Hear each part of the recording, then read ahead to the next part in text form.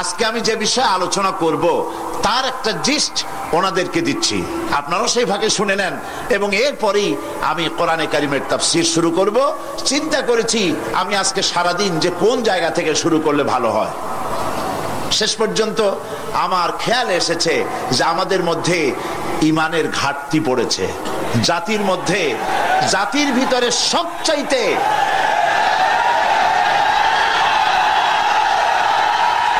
জাতির মধ্যে সবচাইতে যে জিনিসের ঘাটতি হয়েছে তার নাম কি? ঈমান। আমি আজকে ঈমানের ব্যাপারে কথা বলবো ইনশাআল্লাহ। সেটা কোন সূরা থেকে আমি শোনায় দেই। সূরা আস-সাফের 10 এবং 11 নম্বর আয়াত থেকে আমি তাফসীর শুরু করব ইনশাআল্লাহ। আল্লাহ যদ্দুর নেন, আজকে পারলে পুরোটা আজকে করব, না হয় কালকে করব, না হয় শেষ দিনে পুরোটা শেষ করে ফেলবো বেমাশিয়াতিল্লাহ তাআলা।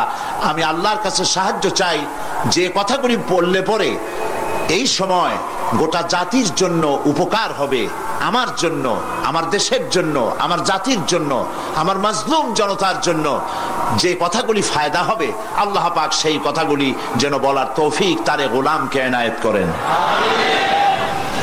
কোরআনের কেউ যদি প্রশ্ন করে যে কোরআনের মূল টার্গেট কি, কি জিনিসের দাওয়াত মানুষের সামনে কোরআন পেশ করেছে, তাহলে বলতে হয় যে দাওয়াতটা দিয়েছে সর্বপ্রথম সে দাওয়াতের নাম হচ্ছে ঈমান। সে দাওয়াতের নাম ঈমান। বিস্তারিত কথা আমি সামনে বলবো। তো আমি এখন যে জিস্ট সাংবাদিক ভাইদের জন্য বলতে চাই সেটা হলো এই যে মুমিন ব্যক্তির নিকট ইসলামের সর্বপ্রথম দাবি হচ্ছে ঈমান। আর এই ঈমান আল্লাহ এবং তার রাসূলের পেশকৃত কতগুলি বিষয়ের প্রতি নিঃশর্ত বিশ্বাসের নাম হচ্ছে ঈমান। শুধু নামাজ, রোজা এবং উমরা পালনের মাধ্যমে ঈমানের দাবি পূরণ হয় না। জীবনের সকল দিক এবং বিভাগে আল্লাহ এবং রাসূলের পূর্ণাঙ্গ নিঃশর্ত আনুগত্যই ঈমানের দাবি। এর বিপরীত আচরণের নাম মুনাফিকি বা কুফরি। আমাদের দেশে দুর্ভাগ্যজনকভাবে, অত্যন্ত দুর্ভাগ্যজনকভাবে রাষ্ট্রীয় পৃষ্ঠপোষকতায় ঈমানের বিপরীত কার্যক্রম শুরু হয়েছে। যেমন আগুনকে সম্মান প্রদর্শন করা, ভাস্কর্যের নামে যত্রতত্র মূর্তি নির্মাণ করা, মানুষের প্রতিকৃতি ছবি স্থাপন এবং তাতে মাল্যদান করে মাথা নিচু করে সম্মান প্রদর্শন করা, কপালে তিলক পরা, হিন্দুয়ানি কায়দায় বর্ষবরণ করা, বসন্ত মেলা, পৌষ মেলা, ভালোবাসা দিবসের নামে বেহায়াপনা, মঙ্গল প্রদীপ জ্বালানো ইত্যাদি বাঙালি সংস্কৃতির নামে যা কিছুই করা হচ্ছে তার অধিকাংশই দ্বীন এবং ঈমানের সাথে আদৌ সঙ্গতিপূর্ণ নয়। আমরা লক্ষ্য করেছি দেশে যেটা হচ্ছে সেটা হচ্ছে হজ এবং উমরার নামে আমাদের নেতৃবৃন্দ এবং সরকারের উচ্চ পর্যায়ের ব্যক্তিবর্গ হজ এবং উমরার নামে মক্কা মদিনা গমন করেন, কিন্তু দাদা বাবুদেরকে খুশি করার জন্য গয়া, কাশী বা শান্তিনিকেতন থেকে সংস্কৃতি আমদানি করেন। এটা আর যাই হোক, এর নাম মুসলমানি নয়, এর নাম হচ্ছে সুস্পষ্ট মুনাফিকি। এখন অবস্থা দৃষ্টে যা আমরা দেখতে পাচ্ছি তা হলো এই, ধর্মনিরপেক্ষতার নামে ইসলামের ইতিহাস, ঐতিহ্য, সংস্কৃতি চিরতরে মুছে ফেলার জন্য মারাত্মক ষড়যন্ত্র চলছে।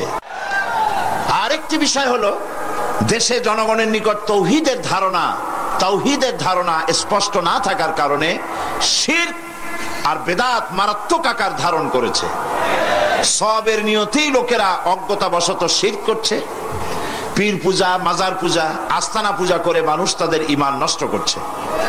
অন্যদিকে সাধারণ মানুষের অজ্ঞতার সুযোগ নিয়ে স্বার্থান্বেষী মতলববাজ কিছু লোক নিজেদেরকে অলি সম্রাট, সুফি সম্রাট, খুসনাক সম্রাট ইত্যাদি দাবি করে ইসলামের বিকৃত ব্যাখ্যা দিয়ে জনগণকে বিভ্রান্ত করছে।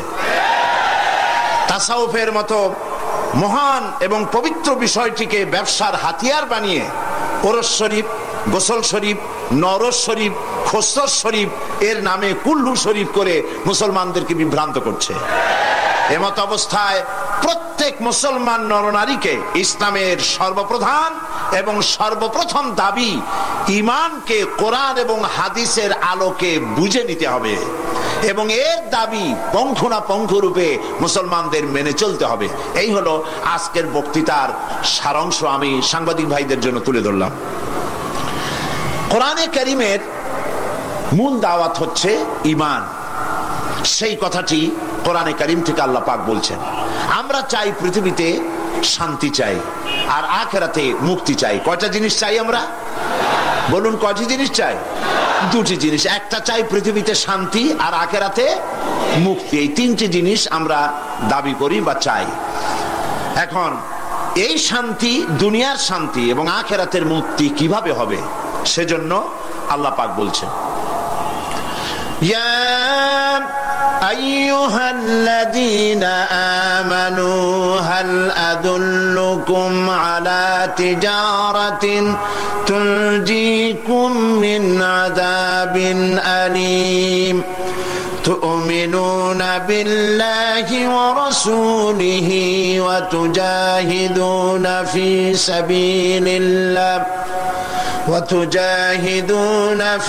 سبيل الله بأموالكم وأنفسكم ذلكم خير لكم إن كنتم تعلمون صدق الله العظيم।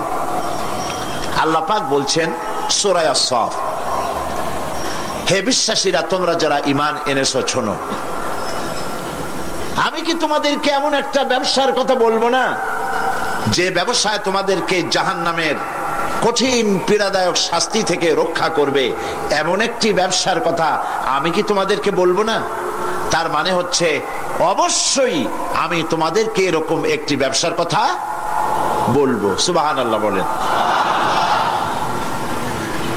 কিভাবে চললে পরে জাহান্নাম থেকে মুক্তি পাওয়া যাবে সে কথাটি আল্লাহ পাক গোপন রাখেননি, ওপেন সিক্রেট। তিনি তো বান্দাদেরকে এজন্য সৃষ্টি করেন নাই যে বান্দাগুলি তিনি সব জাহান্নামে দিবেন। তিনি তৈরি করেছেন মানুষকে হেদায়েত যেন তারা পায়, সেই জন্য আল্লাহ পাক তাকে জ্ঞান দিয়েছেন, নবী দিয়েছেন, কিতাব দিয়েছেন। আল্লাহ পাক বলছেন আমি অবশ্যই এমন একটা ব্যবসার কথা তোমাদেরকে বলবো। সেই ব্যবসাটা কি?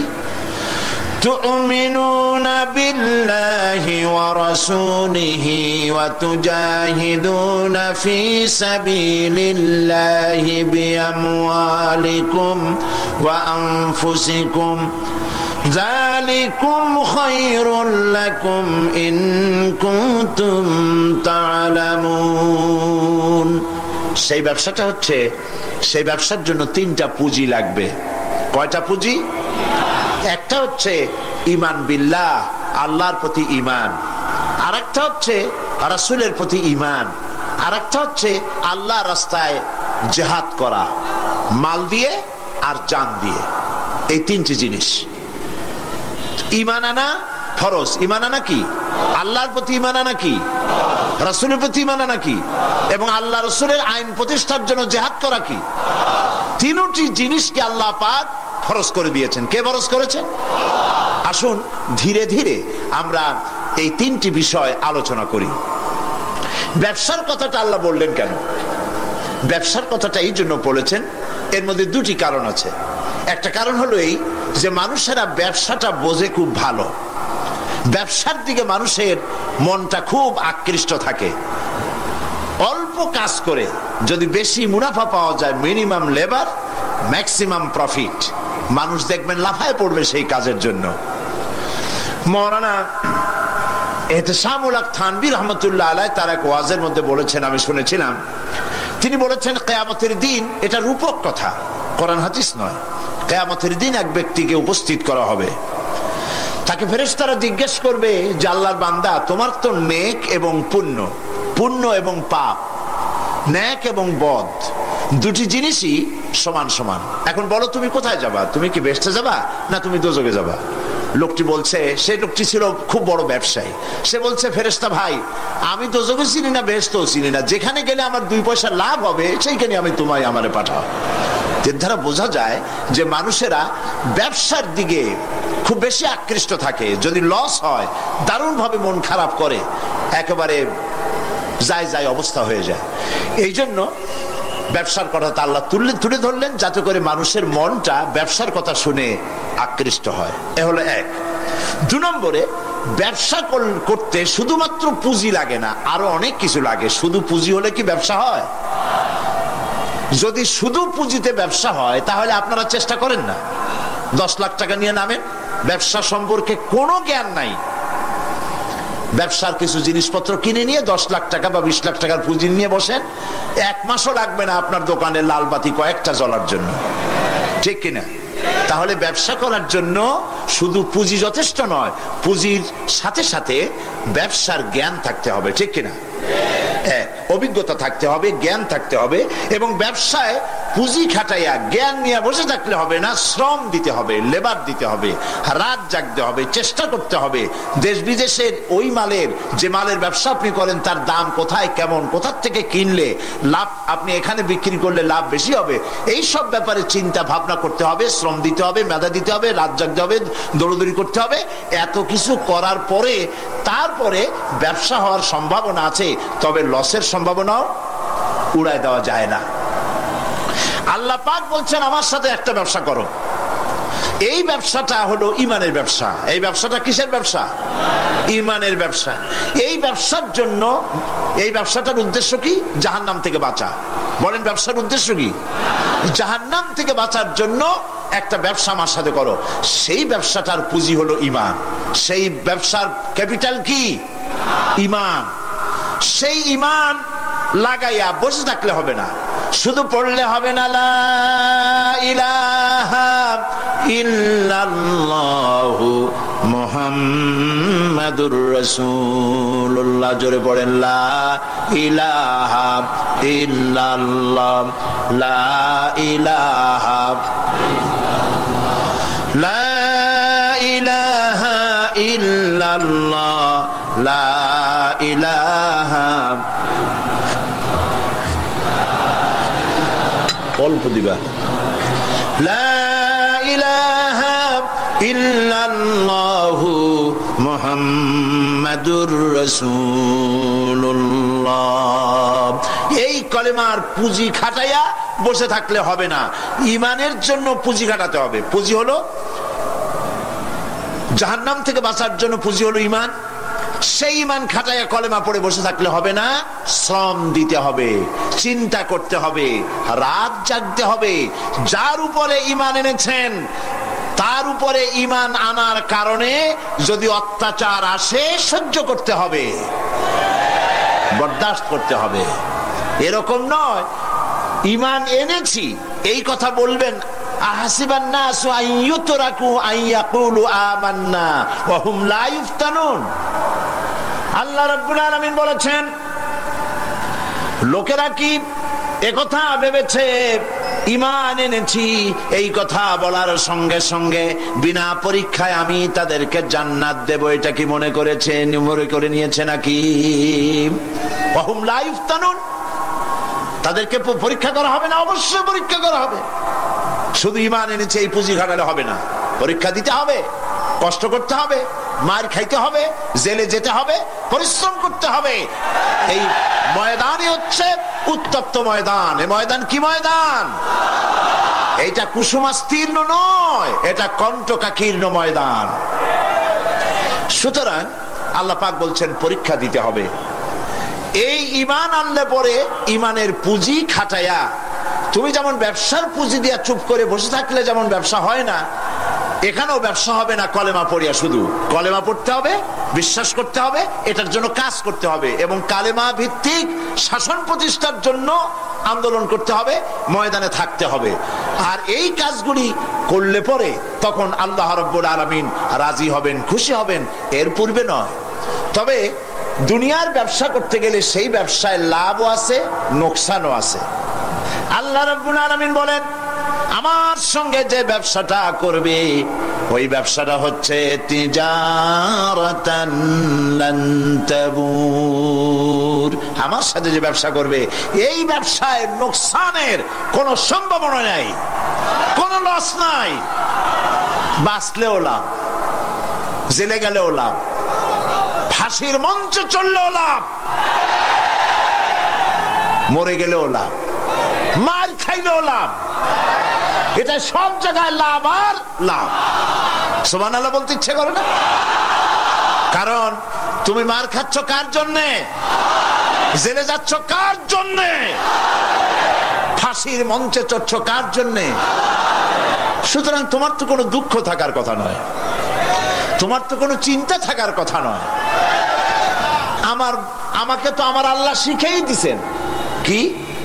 قل إن صلاتي ونسكي ومحياي ومماتي لله رب العالمين।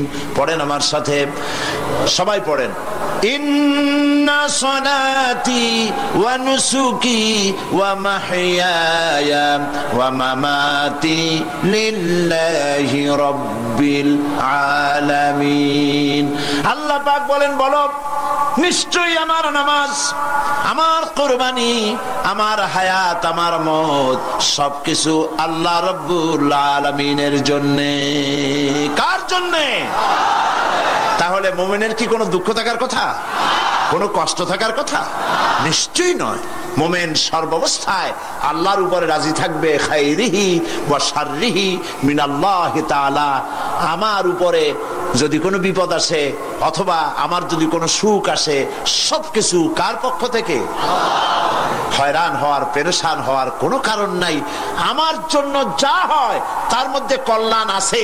আমি বুঝি না কল্যাণটা কত দূরে, তবে কল্যাণ হবেই হবেই ইনশাআল্লাহ। আল্লাহ পাক বলছেন, শোনো, আল্লাহর উপরে ঈমান আনতে হবে। তুমিনুনা বিল্লাহ। আমরা কি জাহান্নাম থেকে বাঁচতে চাই?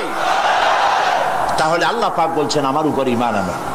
এখন আল্লাহর উপর ঈমান আনার জন্য 4টি শর্ত আছে। কয়টি শর্ত? মুখস্থ করেন। আল্লাহর উপর ঈমান আনার জন্য 4টি শর্ত। 1 নম্বরের শর্ত হচ্ছে আল্লাহ পাক আছেন, এটা বিশ্বাস করতে হবে। অনেক মুমিনও অনেক সময় প্রশ্ন করে বসে বিপদ দেখে, আল্লাহ কি আছে? এই চিন্তাই এই ধরনের পেরেশানি আর হতাশ হয়ে কথা বলতে পারে কেবলমাত্র যাদের ঈমান যত দুর্বল, বিপদে তারা তত বেশি হতাশ হয়। আর ঈমান যত সবল, সে জানে যে আল্লাহ পাকের ফয়সালার অতিরিক্ত কিচ্ছু হবে না। যা হবে সবটাই আমার আল্লাহর ফয়সালা। কার ফয়সালা?